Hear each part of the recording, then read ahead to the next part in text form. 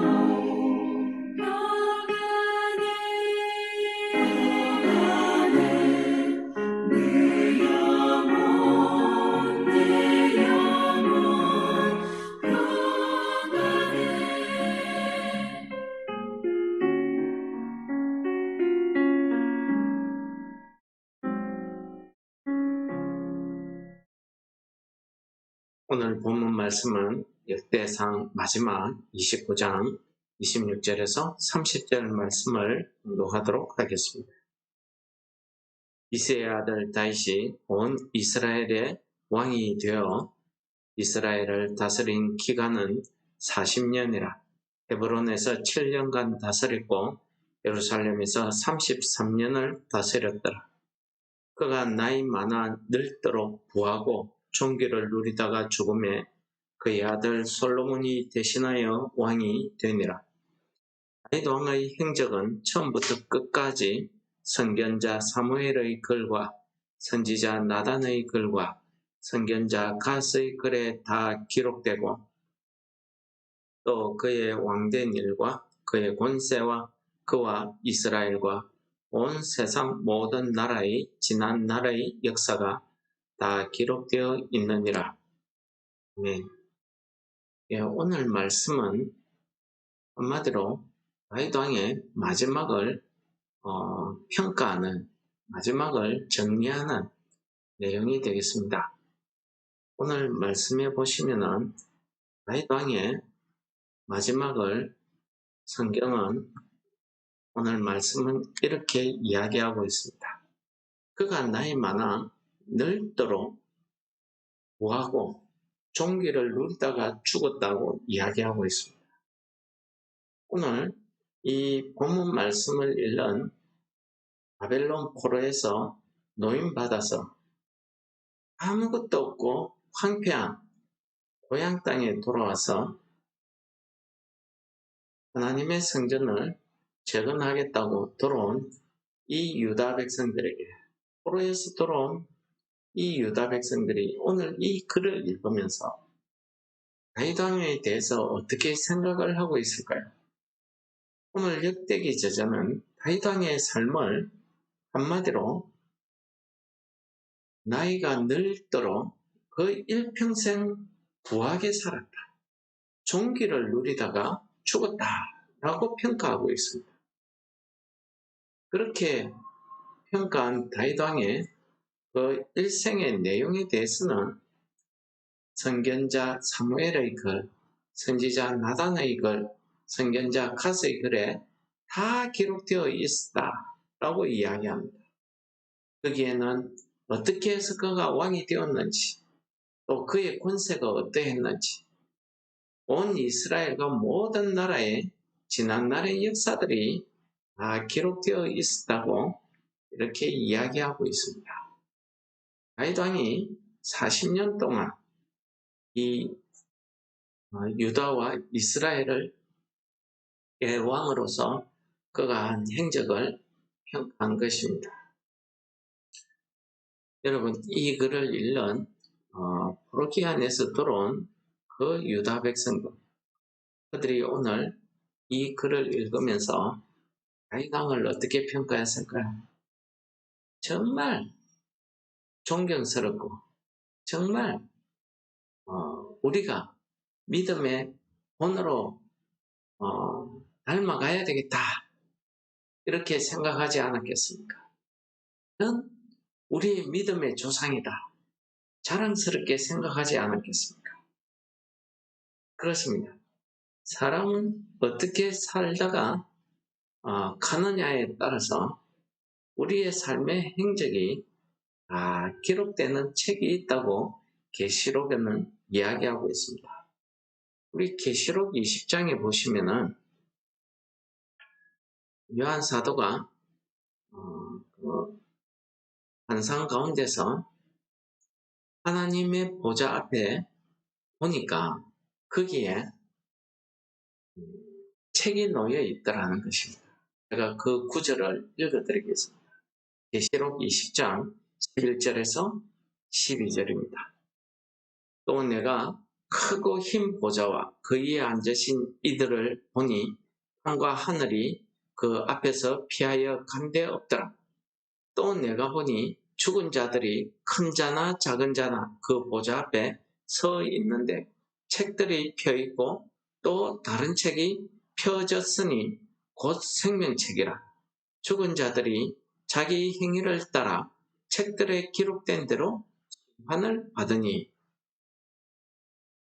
바다 가운데 죽은 자들을 다 내어주고 또 사망과 음부도 그 가운데 죽은 자들을 내어주며 각 사람이 자기 행위대로 심판을 받고 사망과 엄부도 불못에 던져지니 이것이 둘째 사망 곧 불못이라. 하나님의 심판대 앞에는 오늘 계시록 20장 12절의 말씀에 의하면 하나님의 심판대 앞에 두 권의 책이 놓여져 있다고 합니다. 하나는 생명의 책이고 하나는 그 사람들이 살았을 때에 했던 자기 행위를 따라 기록된 책이라고 합니다. 하나님 앞에 이 자기 행위를 따라 책들에 기록된 대로 심판을 받는다고 합니다. 생명책은 무엇이겠습니까? 예수 그리스도의 구속, 그 죽음의 보혈로, 그 십자가의 보혈로 구원받은 자들의 이름이 기록된 책입니다. 또 한 책은 죽은 자들이 자기 행위에 따라서 책에 기록된 대로 심판받는 것입니다. 여기에서 죽은 자들이 누구겠습니까? 구원받지 못한 자들, 즉 내 행위로 내가 구원을 받을 수 있다 해서 예수 그리스도의 이름으로 구원받지 못한, 즉 생명책에 이름이 없는 자들을 이야기합니다. 이 사람들은 자기의 삶, 자기의 행적에 따라서, 그 행위에 따라서 하나님 앞에 그 행위에 기록된 대로 심판받는다는 말씀을 오늘 계시록에서 이야기하고 있는 것입니다. 죽음이 그 죽은 자들을 내어놓고, 바다도 그 가운데 죽은 자들을 다 내어놓고, 모든 사람들이 마지막에 하나님의 심판대 앞에 서서 그 행위를 판단받는다, 심판받는다고 이렇게 이야기하고 있습니다. 우리의 일생도 이 다윗 왕처럼 우리가 어떤 삶을 사느냐에 따라서 우리의 삶에 대한 그 행적이 다 기록되지 않겠습니까? 다만 오늘 이 말씀에서 다윗 왕의 그 부를 누리고 존귀함을 받다가 죽었다라고 평가했는데, 우리는 잘 압니다. 사무엘 하에서 열왕기상까지 이르기 전까지 사무엘 상하를 보면은 다윗이 정말로 이렇게 부를 누리고 존귀함을 받고 죽었습니까? 맞습니다. 다윗은 초기에는 사울 왕에게 쫓겨다니기도 하고, 심지어는 적국 블레셋 군대에 가서 미친 척해서 목숨을 구제받기도 하고 여러 가지 고난과 고통 가운데 살았습니다. 그가 유다 나라의 왕이 되긴 했지만은 그래도 사울 집안의 왕 때문에 이스라엘 전체의 왕이 되지 못했습니다. 7년 동안. 그리고 그는 이스라엘의 전체의 왕이 되고 난 이후에도 그의 삶은 평탄치 않았습니다. 그는 하나님 앞에 범죄하기도 했습니다. 우리야라는 신하를 죽이고 그의 아내를 빼앗기도 했고, 사탄의 유혹을 받아서 하나님이 원치 않는 인구조사를 하다가 온 나라를 질병에 빠뜨리기도 했습니다. 그의 삶은요, 아들의 반란에 의해서 압살롬의 반란 때문에 쫓겨다니기도 했고, 그는 자기 아들이 자기의 후궁들을 범하는 그런 비참한 일을 당하기도 했습니다. 자기의 신하 시므이가 도망가는 다윗을 향해서 돌을 던지고 저주했습니다. 이런 부끄러움도 당했습니다. 다윗의 일생을 우리가 살펴보면 오늘 역대기를 기록한 저자가 그가 널도록 보하고 존귀를 받았다라고 이야기하기에는 조금 너무나 이 한마디로 평가하기에는 그의 삶의 굴곡이 참 많았습니다. 그런데 왜 역대상을 기록한 저자는 오늘 28절에 그가 나이 많아 늙도록 보하고 존귀를 누리다 죽었다고 이렇게 평가를 할까요? 그렇습니다. 하나님께서 선견자 사무엘, 선지자 나단, 선견자 갓에게 이 다윗에 대한 그 일생의 기록을 하게 하시면서 결국 역대상을 기록한 이 저자의 손으로 하나님이 평가하시는 겁니다. 다윗은 늘도록 구하고 종기를 누리다가 죽었다고 하나님이 평가하신 거죠. 이것은 마치 예수님께서 착하고 충성된 종의 비유의 말씀을 통해서 우리가 이 땅에서 어떤 삶을 살아야 되는가를 가르쳐 주시는 그런 내용이라 말씀드릴 수가 있겠습니다.